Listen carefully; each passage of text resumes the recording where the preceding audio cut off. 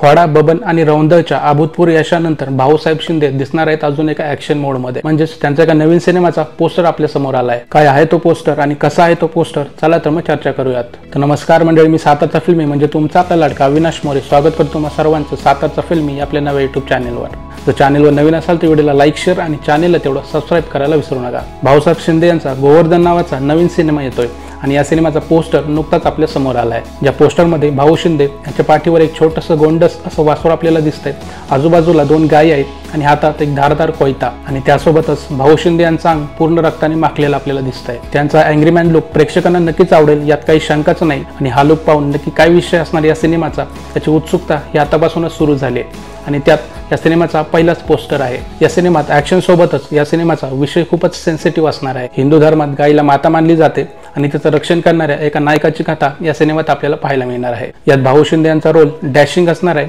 आणि जबरदस्त असे ॲक्शन आपल्याला बघायला मिळणार आहे असं पोस्टरवरून नक्कीच वाटतंय। भाऊ शिंदे यांचे यादीचे 3ही सिनेमे सुपर डुपर हिट ठरले आहेत आणि त्यात ख्वाडा हा सिनेमा तर नॅशनल अवॉर्ड विनर सिनेमा आहे। सो अशीच काहीतरी अपेक्षा या सिनेमेकडून देखील असणार आहे आणि सगळ्यात महत्त्वाची आणि आनंदाची गोष्ट म्हणजे हा सिनेमा पॅन इंडिया लेवलला रिलीज होणार आहे, म्हणजे हा सिनेमा हिंदी डब मध्ये देखील आपल्याला बघायला मिळणार आहे। भूमिका फिल्म्स अँड एंटरटेनमेंट या बॅनर अंतर्गत बाळासाहेब शिंदे आणि प्रमोद भास्कर चौधरी यांनी या सिनेमाची निर्मिती केली आहे आणि दिग्दर्शक गजानन नाना पडोळ या सिनेमाचं दिग्दर्शन करणार असून यांनी यापूर्वी रौंदळ या सिनेमाचं देखील दिग्दर्शन केलं होतं। बाकी आता उत्सुकता या सिनेमाच्या टीजर आणि ट्रेलरची जो आपल्याला लवकरच बघायला मिळेल असे अपेक्षा करूयात। बाकी तुम्ही किती उत्सुक आहात या सिनेमासाठी आम्हाला कमेंट्समध्ये नक्की कळवा। तोपर्यंत भेटूया पुढच्या व्हिडिओमध्ये। जय महाराष्ट्र।